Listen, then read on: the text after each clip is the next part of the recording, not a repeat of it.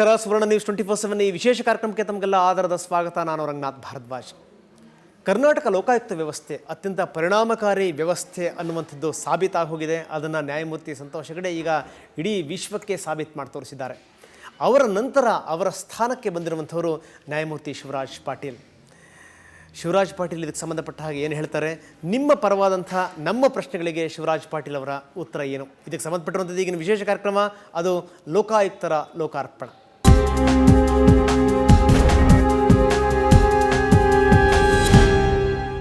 ಕರ್ನಾಟಕ ರಾಜ್ಯದ ನೂತನ ಲೋಕಾಯುಕ್ತರು ಶಿವರಾಜ್ ಪಾಟೀಲ್ ಅವರಿಗೆ ಅಪಾರವಾದಂಥ ಅನುಭವ ಇದೆ.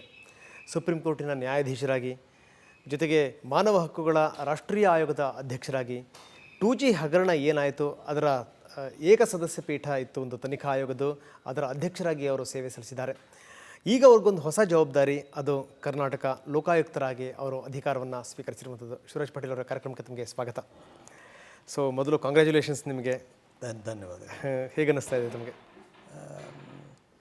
ಒಂದು ಗುರುತರವಾದ ಜವಾಬ್ದಾರಿ ಸಿಕ್ಕಿದೆ. ಕರ್ನಾಟಕ ನಾಡಿನ ಜನತೆ ಸೇವೆ ಮಾಡ್ತಕ್ಕಂಥ ಅವಕಾಶ ಸಿಕ್ಕಿದೆ ಅಂತ ಸಂತೋಷವಾಗಿದೆ. ಲೋಕಾಯುಕ್ತರ ಮೇಲೆ ಭಾಳ ದೊಡ್ಡ ಜವಾಬ್ದಾರಿ ಇದೆ. ನಿಜ. ಚಾಲೆಂಜಸ್ ಅಂತ ಇದಕ್ಕೆ ಸವಾಲುಗಳಿವೆ. ಸವಾಲುಗಳಂದರೆ ಕೆಲಸ ಮಾಡೋದ ಬಗ್ಗೆ ಸವಾಲುಗಳಲ್ಲ, ಜನರ ನಿರೀಕ್ಷಣೆ ಮತ್ತು ಅಪೇಕ್ಷೆಗಳು ಹೆಚ್ಚಾಗಿವೆ. ನಿಜ ನಿಜ ನಿಜ. ಆ ನಿರೀಕ್ಷಣೆ ಮತ್ತು ಅಪೇಕ್ಷೆಗಳಿಗೆ ತಕ್ಕಂತೆ ಕೆಲಸ ಮಾಡತಕ್ಕಂಥದ್ದು ಸವಾಲು. ಕೆಲಸ ಮಾಡೋದ್ರ ಬಗ್ಗೆ ಸವಾಲಿಲ್ಲ, ಆ ನಿರೀಕ್ಷೆ ಮುಟ್ತಕ್ಕಂಥದ್ದು ನಿಜವಾದ ಸವಾಲು ಅಂತ ನಾನು ಅಂದ್ಕೊಂಡಿದ್ದೀನಿ. ನಿಜ ನಿಜ ನಿಜ.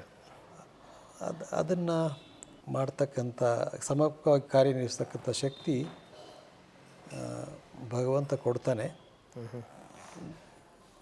ಜನರ ಶುಭಾಶಯಗಳು ನಮ್ಮೊಂದಿಗಿವೆ. ಆ ಒಂದು ಭರವಸೆಯ ಮೇಲೆ ನಾನು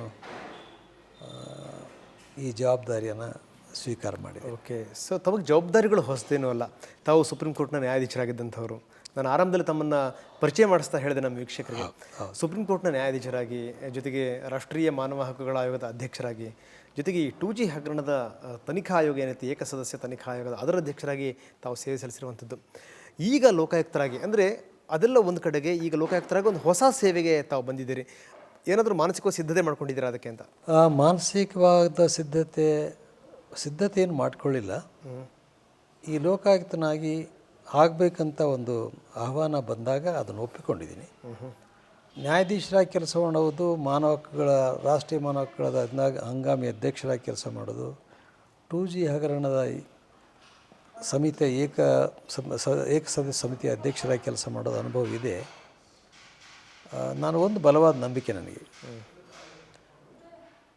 ನಾವು ಯಾವುದೇ ಕೆಲಸದಲ್ಲಿದ್ದಾಗ ಅಥವಾ ಯಾವುದೇ ಕೆಲಸ ಅವಕಾಶ ನಮಗೆ ಸಿಕ್ಕಾಗ 2 ಮಾತುಗಳನ್ನು ನಾನು ನನ್ನ ಜೀವನದಲ್ಲಿ ಅಳವಡಿಸಿಕೊಂಡಿದ್ದೀನಿ. ಅದು ನನ್ನ ಅನುಭವ.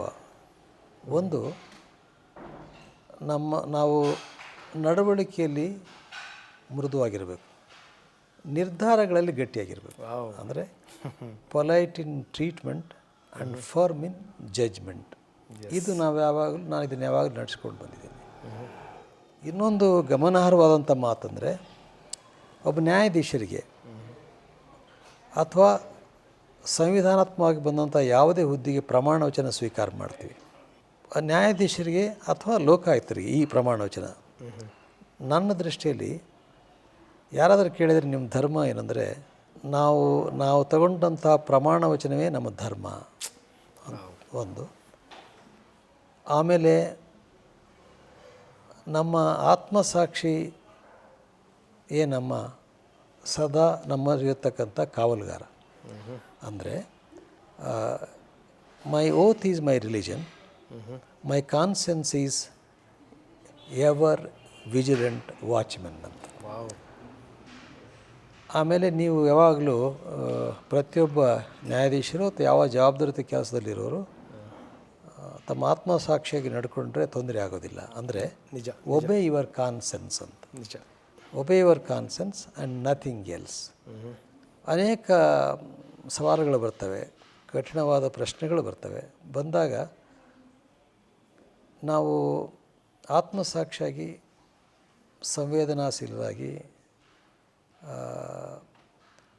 ಸಮಾಜದ ಹಿತವನ್ನು ದೃಷ್ಟಿಯಲ್ಲಿಟ್ಕೊಂಡು ಕೆಲಸ ಮಾಡಿದಾಗ, ಅಂದರೆ ಇದಕ್ಕೆ ಸೇರಿಸ್ಬೇಕಾದ್ರೆ ಯಾವುದೇ ಸ್ವಾರ್ಥ ಇಲ್ಲದೆ ಹಿಡನ್ ಎಜೆಂಡಾ ಅಂತೀವಿ, ಇರಲಾರ್ದು ನೀವು ಕೆಲಸ ಮಾಡಿದರೆ ಆ ಕೆಲಸಕ್ಕೆ ಖಂಡಿತವಾಗಿ ಯಶಸ್ಸು ಸಿಗ್ತದೆ ಮತ್ತು ಕೆಲಸ ಮಾಡತಕ್ಕಂಥ ಸಂತೃಪ್ತಿ ಆಗ್ತದೆ. ಮತ್ತು ಎಲ್ಲ ಕಾಲಕ್ಕೆ ಜವಾಬ್ದಾರಿ ಸಿಕ್ಕಾಗ ಅದನ್ನು ಸರಿಯಾಗಿ ಮಾಡಿದ ಒಂದು ಸಮಾಧಾನ ಇದೆ. ನಾನು ನ್ಯಾಯಾಧೀಶರಾಗಿ, ಮುಖ್ಯ ನ್ಯಾಯಾಧೀಶರಾಗಿ, ಹೈಕೋರ್ಟ್ನ ಮುಖ್ಯ ನ್ಯಾಯಾಧೀಶರಾಗಿ, ಸುಪ್ರೀಂ ಕೋರ್ಟ್ನ ನ್ಯಾಯಾಧೀಶರಾಗಿ, ರಾಷ್ಟ್ರೀಯ ಮಾನವ ಹಕ್ಕುಗಳ ಆಯೋಗದ ಸದಸ್ಯ ಮತ್ತು ಹಂಗಾಮಿ ಅಧ್ಯಕ್ಷರಾಗಿ ಕೆಲಸ ಮಾಡಿದ ಅನುಭವ ನನ್ನ ಜೊತೆಗಿದೆ. ಈ 2G ಬಗ್ಗೆ ನೀವು ಮಾತಾಡುವಾಗ ಹೇಳಿದಿರಿ, ಆ 2G ಹಗರಣದ ಬಗ್ಗೆ ಸರಿಯಾದ ಪ್ರೊಸೀಜರ್ ಫಾಲೋ ಮಾಡಿದಾರಿಲ್ಲ ಲೈಸೆನ್ಸ್ಗಳನ್ನು ಕೊಡುವಾಗ ಅಂತಕ್ಕಂಥದ್ದನ್ನು, ಅದ್ರ ಬಗ್ಗೆ ದೀರ್ಘವಾಗಿ ಅಭ್ಯಾಸ ಮಾಡಿ ಯಾವುದು ಸರಿಯಲ್ಲ ಅಂತ ಕೂಲಂಕುಷವಾಗಿ ವಿಚಾರ ಮಾಡಿ ಕಾಲಮಿತಿಯಲ್ಲಿ ಆ ಒಂದು ವರದಿಯನ್ನು ಕೊಟ್ಟಿದೆ. ಓಕೆ, ನಾವು ಆತ್ಮಸಾಕ್ಷಿಯಾಗಿ ನಡ್ಕೊಂಡಾಗ ಬಹುಶಃ ಯಾವ ತೊಂದರೆ ಆಗೋದಿಲ್ಲ. ನಿಜ ನಿಜ ನಿಜ ನಿಜ. ಎಲ್ಲಕ್ಕಿಂತ ದೊಡ್ಡ ಶಕ್ತಿ ಅಂದರೆ ನಮ್ಮ ಅಂತರ್ಶಕ್ತಿ, ನಮ್ಮ ಆತ್ಮ ಒಳಗಿನ ಇನ್ನರ್ ಪವರ್ ಅಂತ. ನಿಜ ನಿಜ. Inner power. ನಾನು 2G ಸ್ಪೆಕ್ಟ್ರಮನ್ನು ರಿಪೋರ್ಟ್ ಕೊಟ್ಟಾಗ ಅಲ್ಲಿ ಮಾಧ್ಯಮದವ್ರು ಕೇಳಿದರು, ನಿಮ್ಮ ಮೇಲೆ ಏನಾದರೂ ಪ್ರೆಷರ್ ಇತ್ತಾ ಅಂತ. ಯಾಕಂದರೆ ಇಷ್ಟೊಂದು ದೊಡ್ಡ ಹಗರಣದ ವಿಷಯ, ಏನಾದರೂ ನಿಮ್ಮ ಮೇಲೆ ಒತ್ತಡ ಇತ್ತಾ ಅಂತ. ನಾನು ಸುಮ್ಮನೆ ಒಂದು ಮಾತು ಹೇಳಿದೆ, ಹೌದು ಒತ್ತಡ ಇತ್ತು ಅಂತೆ. ಒತ್ತಡ ಇತ್ತು ಅಂದರೆ ಅವ್ರು ಸ್ವಲ್ಪ ಮಟ್ಟಿಗೆ ಅದೇನು ಅಂತ ಅನಿಸ್ಬಿಡ್ತಾರೆ. ನನಗಿತ್ತು ಒತ್ತಡ ಇತ್ತು, ಹೊರಗಿನ ಒತ್ತಡ ಅಲ್ಲ, ಒಳಗಿನ ಒತ್ತಡ ಅಂತ. I had pressure from within, not from outside ಅಂತ. ವಿದಿನ್ ಪ್ರೆಷರ್ ಏನು? Give the report in time, give it objectively, give it impartially, give it courageously ಅಂತ. ನೀವು ಧೈರ್ಯವಾಗಿ ಮಾಡಿ, ನಿಷ್ಪಕ್ಷಪಾತವಾಗಿ ಮಾಡಿ, ಸಮಯಕ್ಕೆ ಸರಿಯಾಗಿ ರಿಪೋರ್ಟ್ ಕೊಡಿ ಅಂತಕ್ಕಂಥ ಒತ್ತಡ ನನ್ನ ಜೊತೆಗಿತ್ತು. ಒಳಗಿಂದ ಬಂದಂಥ ಹೊರಗಿನ ಒತ್ತಡ ನನ್ನ ಮೇಲೆ ಬರಲಿಲ್ಲ ಅಂತ ಮಾತಾಡಿದೆ. ಇದು ನಾನು ಮಾಡ್ತಕ್ಕಂಥ ಲೋಕಾಯುಕ್ತ ಕೆಲಸಕ್ಕೂ ಅನ್ವಯ ಆಗ್ತದೆ. ಆ ದೃಶ್ಯ ನಿಮಗೆ ಹೇಳಿದೆ ನಾನು. ಅಲ್ಲ, ಯಾಕೆ ನಾನು ಈ ಮಾತನ್ನು ಕೇಳಿದೆ ಅಂತಂದರೆ, ರಾಜ್ಯ ಲೋಕಾಯುಕ್ತ ಇಡೀ ವ್ಯವಸ್ಥೆನಲ್ಲಿ ಒಂದು ಡಿಫ್ರೆಂಟ್ ವ್ಯವಸ್ಥೆ ಅಂತ ಗುರುತಿಸ್ಕೊಂಡ್ಬಿಟ್ಟಿದೆ. ಈಗ ಅತ್ಯಂತ ಪರಿಣಾಮಕಾರಿ ವ್ಯವಸ್ಥೆ ಇಲ್ಲಿ ಕರ್ನಾಟಕದಲ್ಲಿ ಮಾತ್ರ ಇದೆ ಅನ್ನುವಂಥದ್ದು. ಸೊ ಇಂಥ ಸಂದರ್ಭದಲ್ಲಿ ಅತ್ಯಂತ ಸಹಜವಾಗಿ ತಮ್ಮ ಮೇಲೆ ಒಂದಷ್ಟು ಒತ್ತಡ, ತಮ್ಮ ಮೇಲೆ ಅತ್ಯಂತ ಸಹಜವಾಗಿ ಒಂದಷ್ಟು ಹೆಚ್ಚಿನ ಜವಾಬ್ದಾರಿ ಇರುತ್ತೇನೋ ಅಂತ. ನಿಜ ರೀ. ಈಗ ನೀವು ನಮ್ಮ ದೇಶದಲ್ಲಿ ಅನೇಕ ರಾಜ್ಯಗಳಲ್ಲಿ ಲೋಕಾಯುಕ್ತ ಸಂಸ್ಥೆಗಳಿವೆ, ಲೋಕಾಯುಕ್ತ ಕಾನೂನುಗಳಿವೆ. ಆದರೆ ಕರ್ನಾಟಕದ ಲೋಕಾಯುಕ್ತ ಕಾಯ್ದೆ ಬೇರೆ ಎಲ್ಲ ರಾಜ್ಯಗಳಿಗೆ ಹೋಲಿಸಿದಾಗ, ಎಲ್ಲೆಲ್ಲಿ ಲೋಕಾಯುಕ್ತ ಇದೆ ಅದರ ಹೋಲಿಸಿದಾಗ ನಮ್ಮ ಲೋಕಾಯುಕ್ತ ಕಾಯ್ದೆ ಉತ್ತಮವಾಗಿದೆ. ಅಂದರೆ ತುಲನಾತ್ಮಕವಾಗಿ ಹೇಳಬೇಕಾದ್ರೆ ಇತರ ರಾಜ್ಯಗಳಿಗೆ ಹೋಲಿಸಿದಾಗ ಉತ್ತಮವಾಗಿದೆ ಮತ್ತು ಸಬಲವೂ ಕೂಡ ಆಗಿದೆ ಅಂತ ನಮಗೆ ಗೊತ್ತಾಗ್ತದೆ.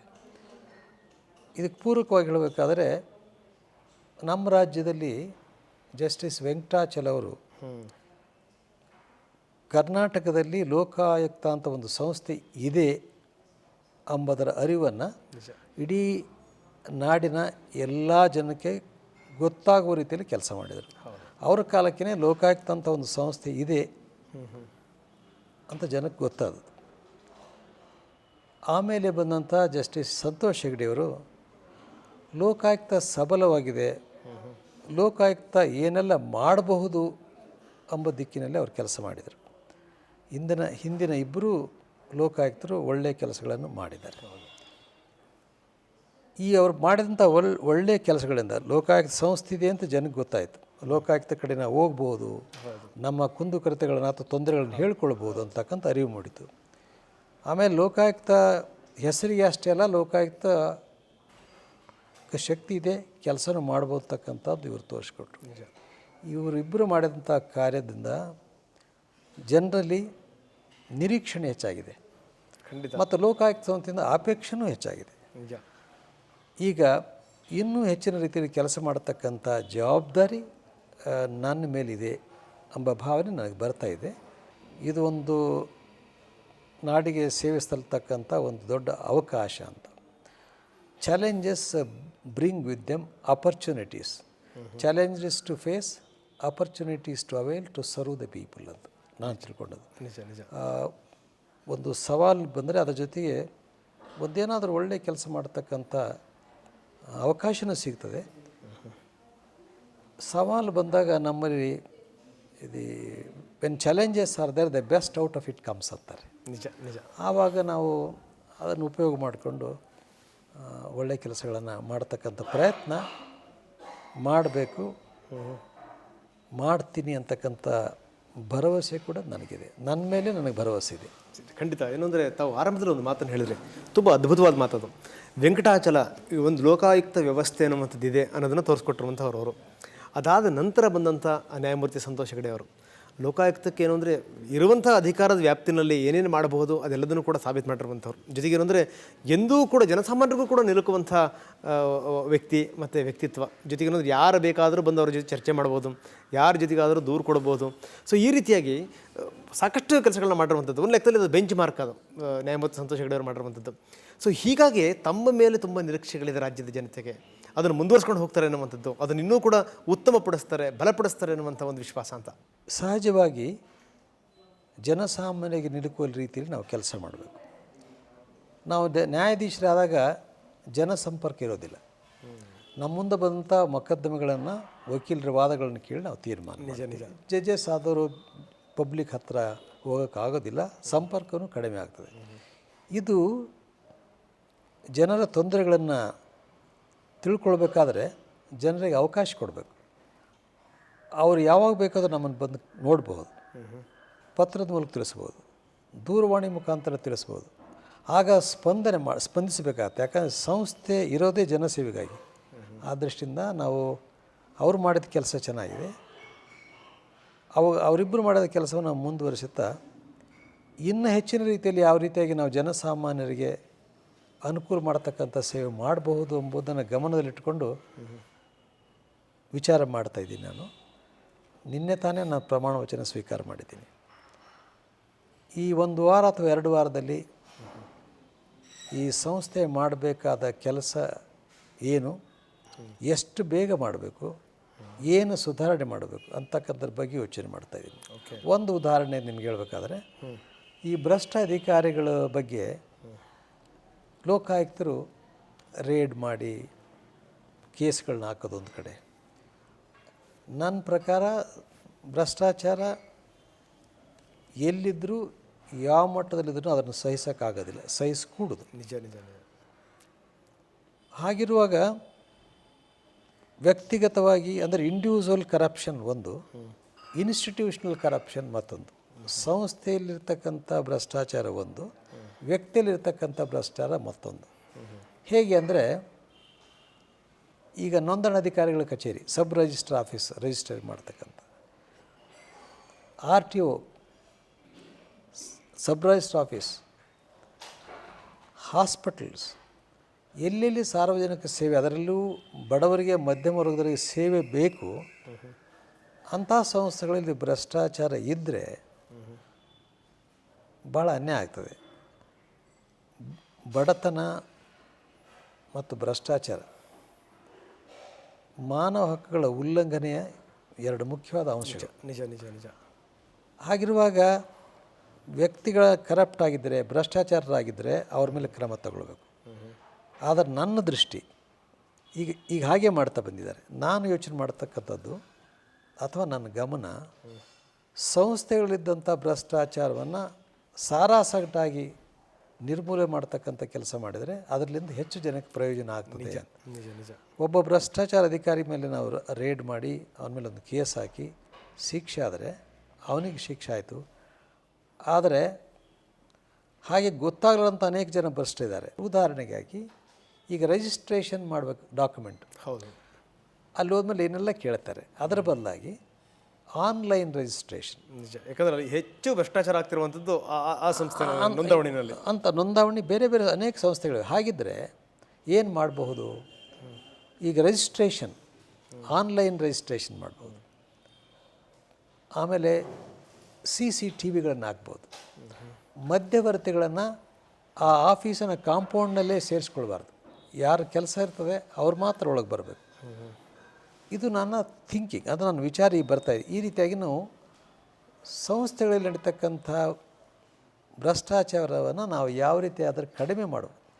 ಭ್ರಷ್ಟಾಚಾರ ಭಾಳ ಬೇರೂರಿದೆ. ನಿಜ ನಿಜ. ಅದನ್ನು ಯಾವುದೇ ಒಂದು ಮಾಂತ್ರಿಕವಾಗಿ ಬದಲಾಯಿಸೋಕೆ ಆಗೋದಿಲ್ಲ. ಹಂತ ಹಂತವಾಗಿ ಅದರಲ್ಲಿ ಬದಲಾವಣೆ ಸಾಧ್ಯ ಆಗ್ತದೆ. ನಿರ್ಮೂಲನೆ ಮಾಡಲಿಕ್ಕೆ ಸಂಪೂರ್ಣ ನಿರ್ಮೂಲನೆ ಮಾಡೋಕ್ಕೆ ಸಾಧ್ಯ ಆಗದಿದ್ದರೂ ಅದನ್ನು ಅತ್ಯಂತ ಕನಿಷ್ಠ ಮಟ್ಟಕ್ಕೆ ತರಲಿಕ್ಕೆ ಸಾಧ್ಯ ಆಗಬಹುದು ಅಂತ.